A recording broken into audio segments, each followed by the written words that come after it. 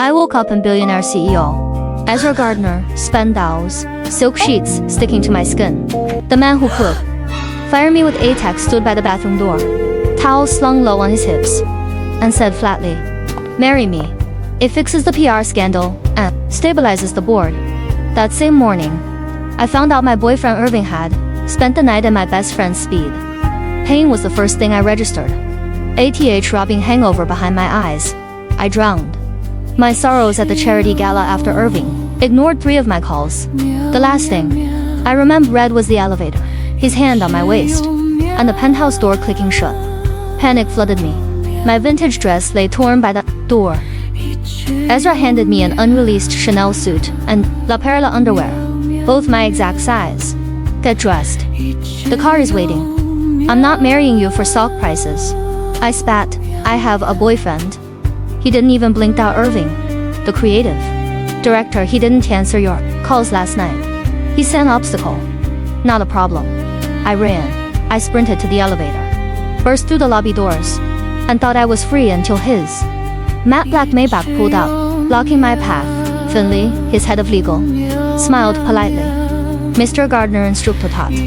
I was trapped. Back at my apartment, Irving showed up with a wilted bouquet, lying about passing out early, but his clothes reeked of Lico's powder perfume, and his phone location told the whole truth.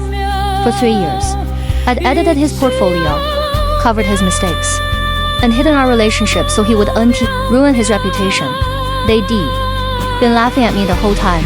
Something inside me snapped.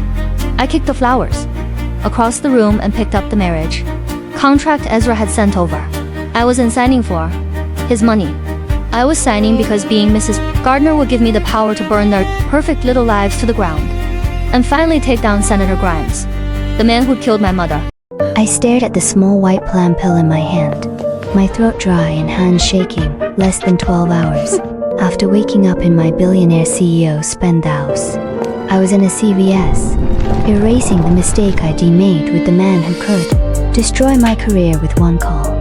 And that's somewhere my boyfriend texted, lying through his teeth about passing out early. I didn't know it yet, but the lies were just beginning. Holly stared at Finley, Ezra's head of legal, knuckles white on her warm purse. Morning. Sunglass red off the Maybach's black paint, stinging her tired red-rimmed eyes.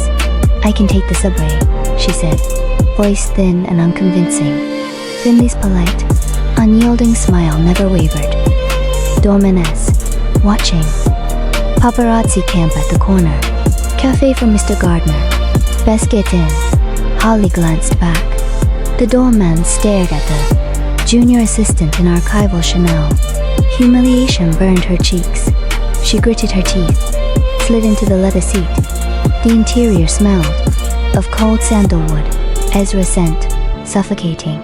Finley pulled away smoothly, merging into Manhattan's rush hour traffic.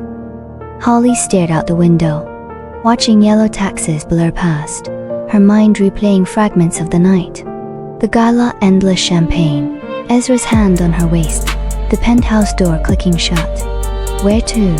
Finley asked, eyes meeting hers in the rearview mirror. "Brooklyn," she said, reciting her address. The words felt foreign, like oil and water mixing in this luxury car. "Long drive this time of day," Finley nodded. Silence settled thick. Holly reached for a loose thread on the seat, then froze. No loose threads in. A Maybach. Nothing was out of place. Clay sped her hands tightly in her lap. "Mr. Gardner rarely loses control," Finley said casually. "He plans every move.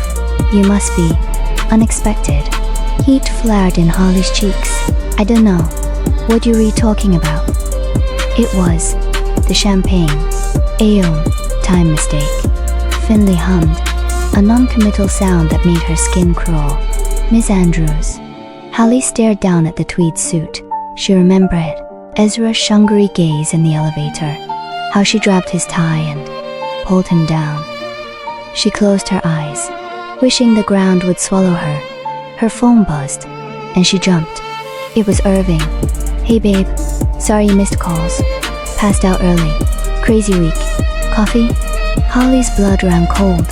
Her last call was 11:45 p.m. Irving was a night owl. He never slept before. 2 a.m. Aknot of unease twisted in her stomach. He was lying. She counted the days on her fingers. Panic hit like a punch. Stop the car. There are SSCVs right there. It needs something urgent.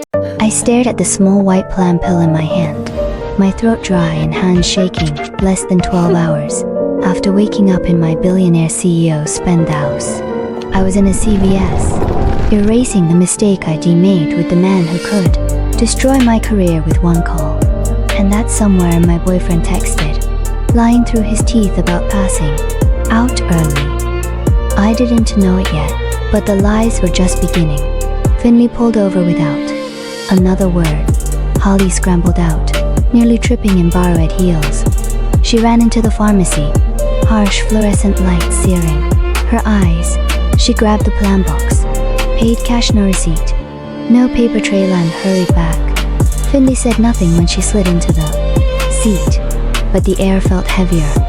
He knows, she thought, and he'll tell Ezra. The rest of the ride was silent. They pulled up to her worn Brooklyn apartment, peeling paint next to the gleaming Maybach. The contrast was brutal. "Thank you," Hallie muttered, pushing the door open. "Ms. Andrews," Finley called. "Ezra takes care of his assets. No mockery. Just a quiet warning." Hallie slammed the door and ran up the steps. She fumbled with her keys, dropped them twice, then locked the deadbolt, and threw the chain. She slid down the door to the floor, gasping for air. She tore open the plan band, swallowed it with tap water, nauseated immediately. She gagged over the sink, then stripped off the Chanel, staring at the dark love bite on her neck. She scrubbed her skin raw in a hot shower, trying to erase Ezra's touch. She bundled the clothes into a plastic bag and shoved it deep in her closet. Her phone buzzed. "Leah, solve Irving get back 9 to 1 a.m. Holly stared at the screen. Irving had lied. Why? Unless he wasn't alone. Blocks away. Finley typed an encrypted message and hit send. She went to the pharmacy, looked off urgent.